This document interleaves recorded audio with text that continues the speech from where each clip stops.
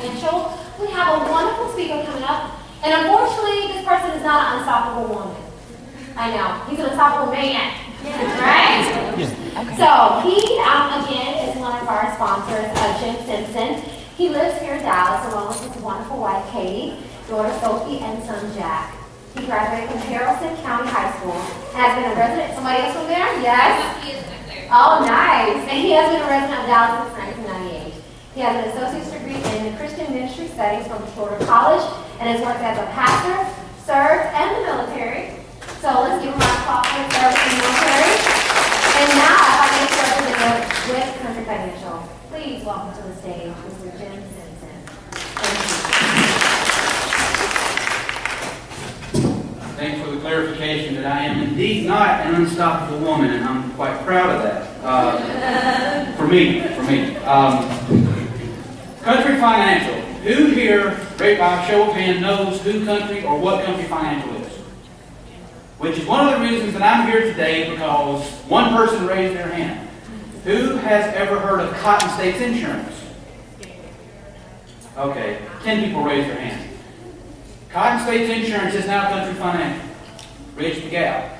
Country bought Cotton States back in 2005.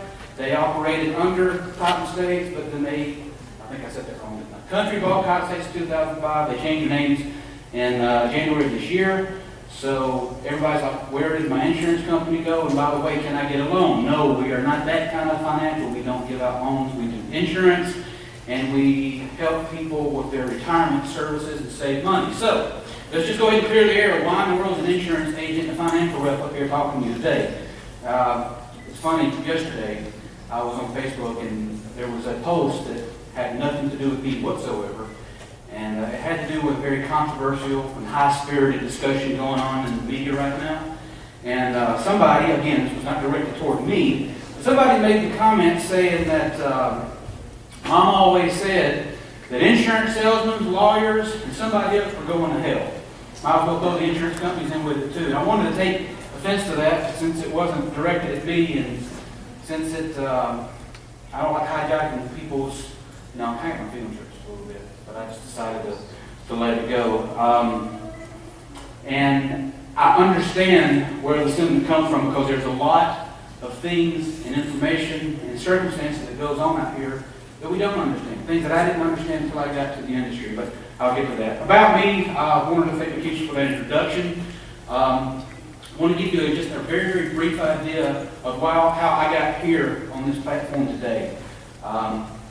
I didn't put in my bio, but I was actually a service technician with the phone company for 15 years. That was the first major job that I had in adulthood. And what I realized I liked about it is two things. One, I went into people's houses every day and I fixed their problems. And I liked being around people. When I was in high school, I liked being around people. I'm the guy that was everybody's friends. I've never been in a fight, a fist fight at least. And I got along with everybody. And when I was a technician, for the most part, I got along with everybody, as long as they would get along with me. That was supposed to be a joke. Some people you just can't get along with, they won't let you. But I enjoyed that aspect of it. And 3 years ago, I got the opportunity to go to Orlando, Florida. A friend of mine asked, hey, you want to go start a church? Which is something that I had always thought that would happen to me at one point. And I said, sure. He said, in Orlando, I went, ooh, okay. Let me think about this. But we went, packed my family up, quit my job cold turkey. This was in 2010. There wasn't a lot of jobs at that point. So I took what I had, moved to Orlando, and learned a lot of life experience through that. While I was there, because when you start a new church, there's no money there. I had to look for work, I had to do other things, and that's how I got into the insurance business, because I realized that one thing that I had to do is I had to know that I'm making a difference in other people's lives. And I had a guy come up to me one time, and I was asking him about real estate and some other things. He was a realtor.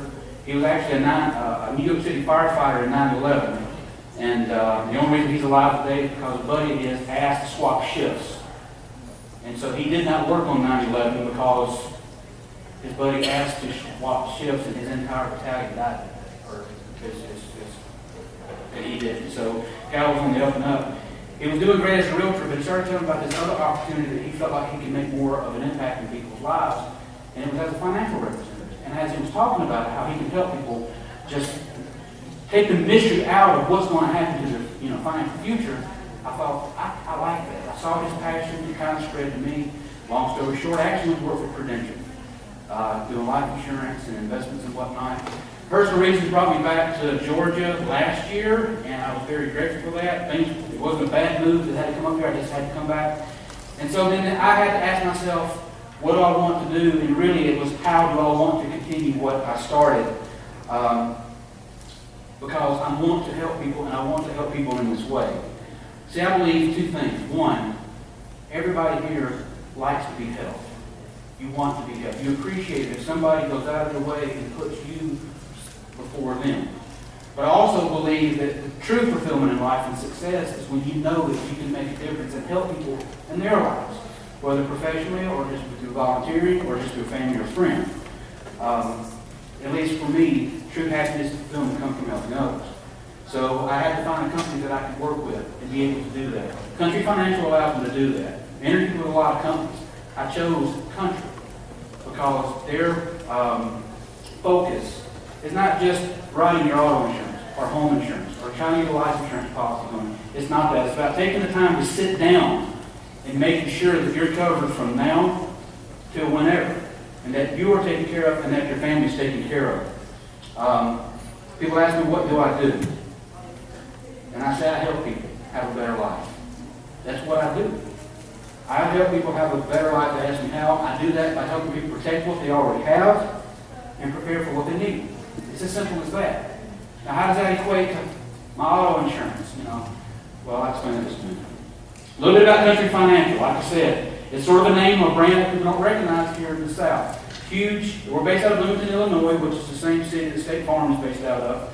It's been around for 85 years, 75 years, 85 years. In 1925, a couple of farmers got together and said, hey, we need to pull our resources together in case one of us suffers a loss. From that, the IAA, Illinois Agricultural Association, was born, which turned into Farm Bureau, which turned into Country Financial, and as we know it today. We are A+ rated. Why does that matter? Well, everything you do, you have a score. There are companies out there that all they do is they rate every insurance company, every financial company. A+ is good. That means that we stand behind our word. If you have a claim, we have the money to pay it. And we make decisions to ensure that we can pay it. And then my office is in Hiram. I'm a local boy.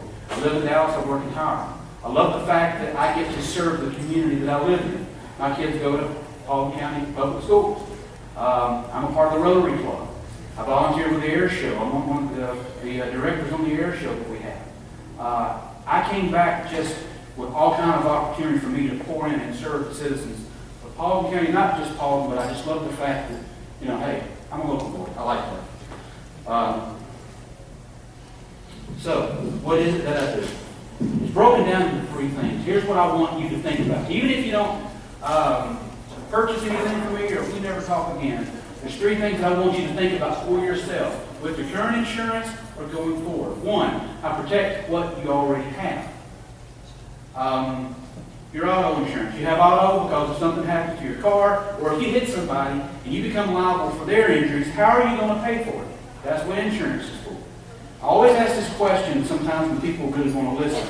If somebody hit you and you or your loved one, because of somebody else's fault, critically injured you, how much would you sue for? Or somebody, loved one's taken, how much would you sue for? And sometimes they give me a number, and sometimes they don't. But then you turn around.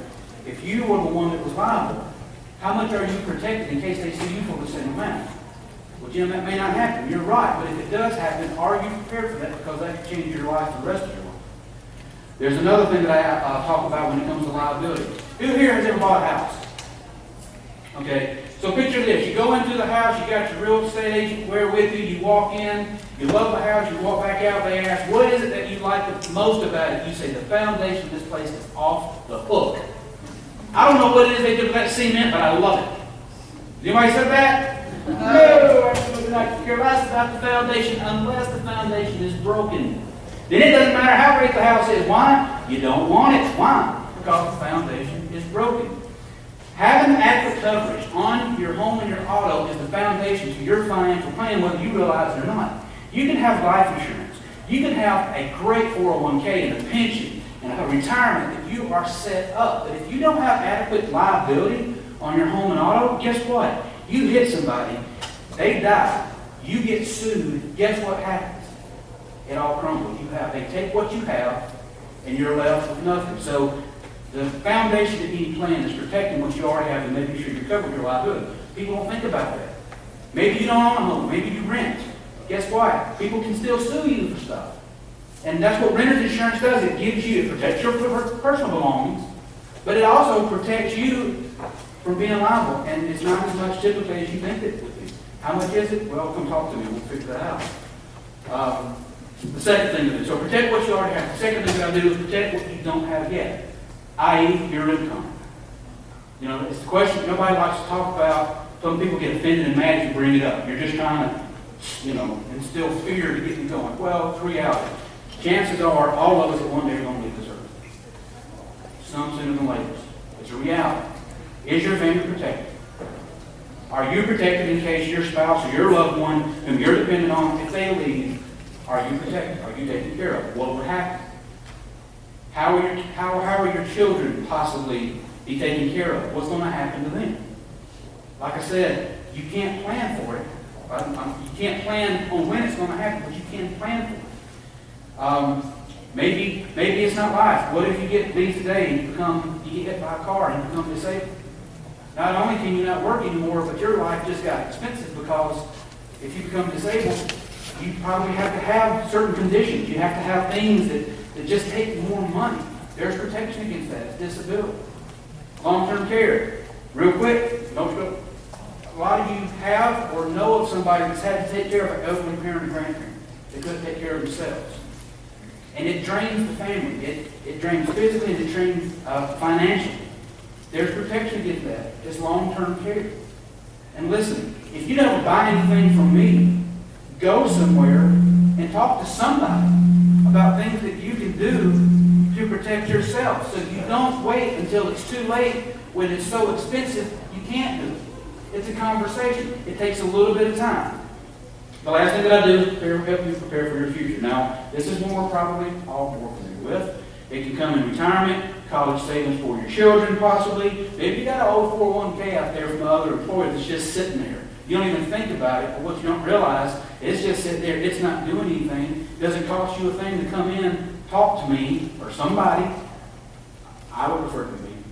And make that work for you.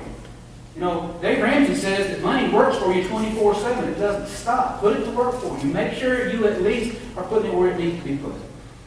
How does this happen? It all starts with a conversation. The thing that sets me apart, then the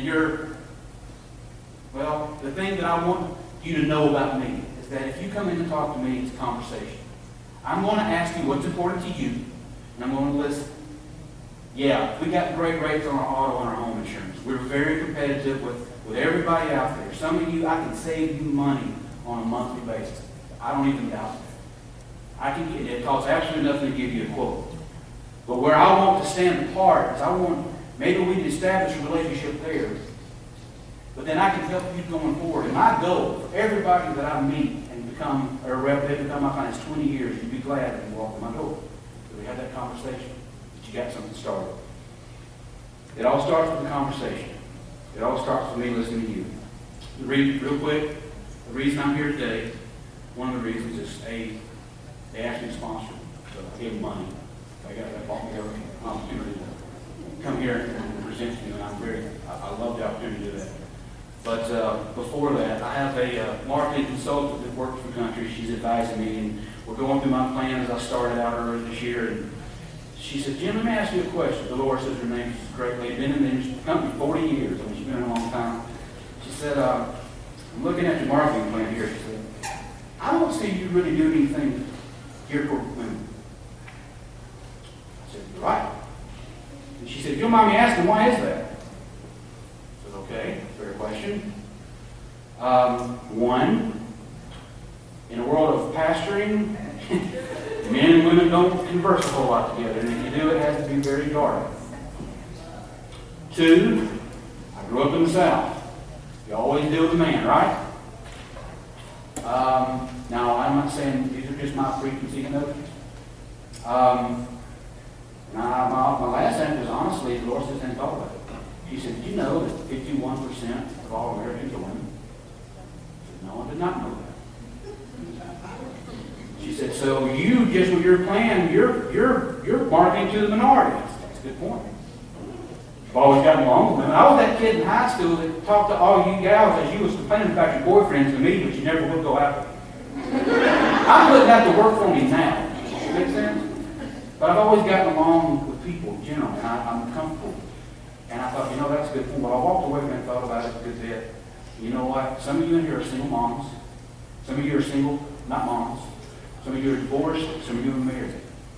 Some of you can make decisions on your own. Some of you need to get your husbands out of the woods, out of the work, and you need to talk to them about what's important. It might fall on you to make sure that your family's taken care of. How do you have to do that? So I was grateful for her to bring it to my attention. A month later, I got a call from Ginger. And I thought, this was just a great opportunity. And I shared all this with her, and she said, "Would you like to be part of this?" And I said, "Absolutely." In your bags, each one of you are getting a mirror. It's got my name and number on it, so you have to see something on it. And here's what I want you to remember and think about, if nothing else. When you're looking in this mirror, you're looking at the one person that can have the most control over your future. The government may or may not be there to take care of it. The family, your family, may or may not be there or able to take care of it. The only thing that I can promise you is the more that you pay attention in the theme of the unstoppable woman, the more you take control now will dictate. Oh, but I have a great phrase for that, and it just. The more you take care of yourself now, the better off you'll be. And it's your responsibility. The person that looks back at you when you look at this mirror. You don't have to know all the answers. Maybe you do know all the answers, and you don't need me. That's great. But if you have any questions, your job is just to find somebody that can give you the answers, and I can help you do that. Do I know it all? Absolutely not. But I'm back with the expertise that I can get you the answers that you need. Fixing that intermission. I am actually giving away this $25 gift card, so this is my bribe for you to come and sign up. Now, to sign up, I got little sign-up forms at my booth that doesn't go through the ticket system. So come sign up. I'd like to get to meet you. I am giving this away here at the end of this event tonight. So come sign up and say hello, and thank you for having me.